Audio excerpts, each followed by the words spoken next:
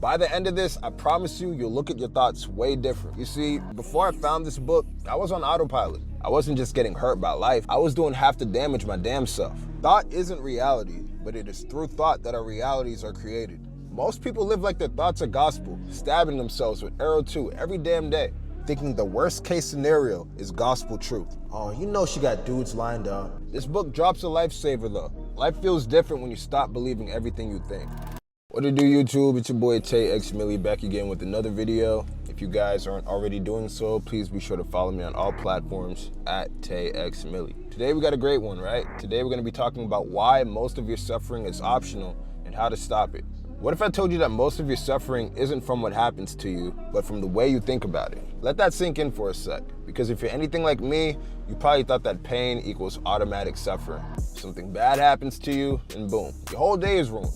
Or someone disrespects you, and next thing you know, you're playing that shit for the next 3 weeks, like a mixtape. You see, before I found this book, Don't Believe Everything You Think by Joseph Nguyen, I was on autopilot. Anytime something went left, I thought I had no choice but to spiral. At work, I'd be salty as hell because they gave the promotion to the next guy. Out with a girl, on the surface, I'm probably chilling. But on the inside, I'm replaying past betrayals in my head. It felt like my mood wasn't even mine no more. Like suffering was in the driver's seat, and I was just riding shotgun. That shit felt familiar.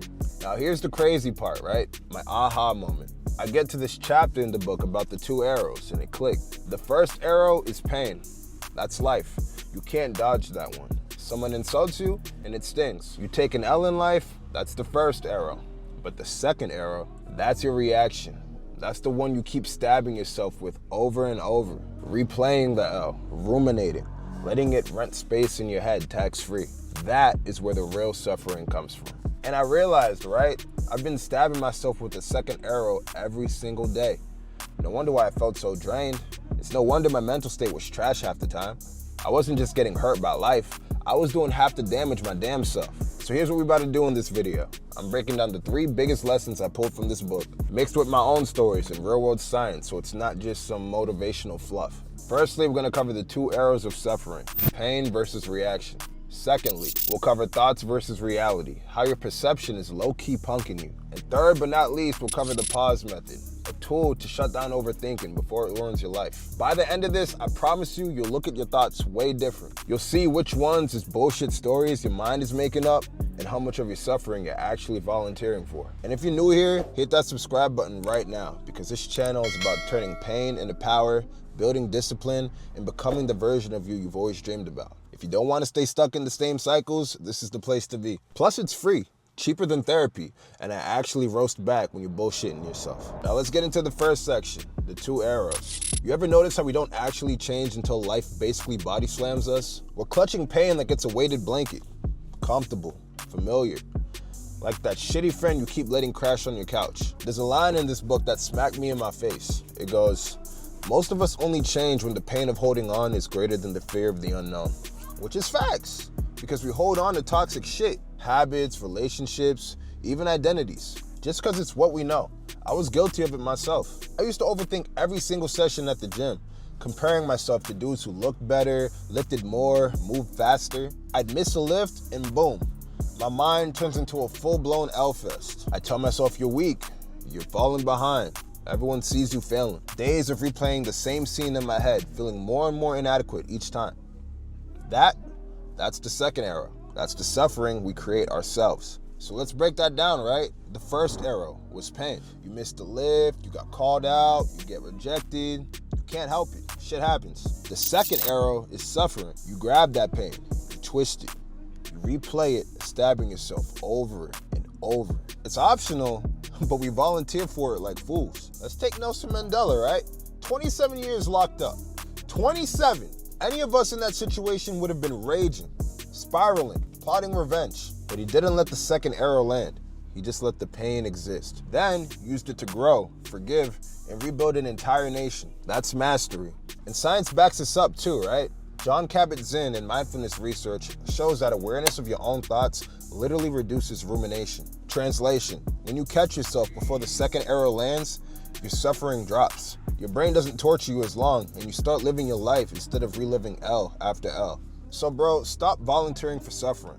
Life throws enough arrows already. You don't need to sharpen a few extra and throw them at yourself. The next thing we're gonna cover is our thoughts versus reality. So here's the part where it gets real. Thought isn't reality, but it is through thought that our realities are created. Boom, say it again. Write it on your wall. Because most of us are living in a mental simulation that we designed ourselves. And they don't even got good graphics. Here's the thing. Your brain gonna lie to you all day, every day. You'll assume the worst, you'll catastrophize, and you'll convince yourself you're living in some tragic indie film. When in reality, most people don't even know you exist. Here's a personal example, right? I used to think everyone gave a fuck about what I did. My posts, my moves, every awkward attempt at being interesting. I talked myself out of opportunities because I assumed I looked corny, like I was trying too hard. But in reality, nobody cared. My post either got a like and moved on, or nobody even saw it. And that's it. My brain built a whole horror story around nothing. And it's science. It's called cognitive distortions. Aaron Beck explained it best. He says we catastrophize, we mind read, and storytell, thinking the worst case scenario is gospel truth. Spoiler alert, it rarely is. Now let's talk about thoughts versus thinking, because people confuse the two. Your thoughts are raw, neutral, automatic. They just pop up, harmless, energetic little sparks your mind tosses you. Thinking is the judgmental, over-analytical, self-destructive machine that takes those sparks and turns them into gasoline on a dumpster fire. There's been plenty of times where I'm at a function or a party and I see a girl and I think, wow, she's beautiful. Simple thought, right? Harmless. But then thinking kicks in. She probably knows it too. Oh, you know she got dudes lined up. Oh, she's gonna disappoint me. Bam! One harmless thought transformed into a full-blown anxiety spiral. That's thinking.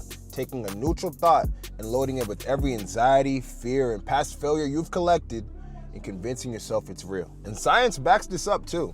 Ego depletion research shows that thinking drains your energy and willpower. Your brain has a limit, and overthinking is like running on fumes where your life is on fire, right? Mindfulness is gonna restore your clarity. Awareness breaks the cycle. Here's a quick exercise for you. Take a neutral thought right now. Maybe it's, I have a bill due. Neutral, right? Now follow it. I probably won't have enough money. They're probably gonna see me fail. I'll never catch up. Suddenly, one harmless thought turns into a full-blown panic spiral. That's your mind lying to you. And the real kicker is that this happens literally every day for most of us. So here's the truth. Most of your suffering doesn't come from events. It comes from your thoughts. And more importantly, how you think about your thoughts. That's the trap. That's the bullshit you've been sold as reality. Now in this next section, we're gonna talk about how to stop overthinking, right? Using the pause method. Hey yo, but let's cut the crap, right? Most of us fire our brains like it's the enemy. And surprise, that just makes the madness worse. Here's the truth. Fighting thoughts, it's like wrestling a ghost. You'll always get ghosted. This book drops a lifesaver though, the pause method. If you do these, you'll start taking control back from your own mental chaos. Step 1, pause and breathe. Calm your nervous system. I know it sounds basic, but it works, and science backs it. Deep breathing lowers cortisol, your stress hormone. When anxiety hits, inhale, exhale, and anchor yourself to your body and not the panic. I use this in the gym, I use this before sparring, and even before sending risky texts. Step 2, ask yourself, is this thinking serving me, or do I want to keep suffering? Simple questions bring a lot of clarity. You're reminding yourself you have the choice to quit stabbing yourself with arrow 2. Step 3, understand you have a choice. You're not a victim of your thoughts. You can let go. That's the power most people never exercise. Awareness without action is weak sauce, but awareness plus choice is freedom. Step 4, say the mantra, repeat. Thinking is the root cause of suffering. Sounds simple? That's because it is. The power of words is crazy. It rewires the brain. When you repeat this during emotional storms, it cuts the chains your thoughts try to put on you. Step 5, experience emotions fully. If you're feeling anxious or nervous, lean into it. Suffering doesn't come from the emotion itself. It comes from the thoughts you attach to it. I remember stepping onto the mat at my MMA gym. Palms sweaty, heart racing, brain firing a million what ifs. Normally, my mind would spiral. You're gonna get hit. You're gonna look weak. You're gonna make a fool of yourself. But this time, I ain't fight it. I leaned into the feeling. I felt the nerves, accepted the adrenaline. I let it fuel me, and I delivered anyway. Every punch, every move felt sharper because I wasn't wasting energy overthinking. That's the difference. Feel it, accept it, but don't attach a feeling of suffering to it. Use that energy instead of letting it bury you. So understand, right? Your thoughts are not your reality, and your suffering is optional. And that's it. That's the truth. Most people live like their thoughts are gospel, stabbing themselves with arrow 2 every damn day, and living life like misery is the side hustle. Remember our intro? I asked, what if I told you most of your suffering isn't from what happens to you, but from the way you think about it? I've applied it in life, in the gym, in sparring and MMA, and in the everyday grind of money, relationships. And let me tell you, life feels lighter when you stop giving your thoughts the steering wheel. Quick reminder, you will still get hit with the first arrow, but that second arrow, that's optional. You'll always get to choose if you're gonna feed the suffering or step back and take control. For the next 24 hours, notice every second arrow. Every time your brain tries to spiral, pause. Use your energy, your thoughts, and your actions. Prosper. It's not just a word, it's a lifestyle. Hit the subscribe button. Don't be the guy that watches wisdom pass by while scrolling TikTok. Follow me for more real talk, lessons, and mental hacks that actually work. And share this video with a friend who needs to stop stabbing themselves with arrow 2. Help a friend stop being their own worst enemy. And lastly, if you want to dive deeper, pick up Don't Believe Everything You Think by Joseph Nguyen. This book isn't just words on a page, it's a blueprint for freedom. Life feels different when you stop believing everything you think. You still get arrows, but now you dodge the ones that matter. All right? Later.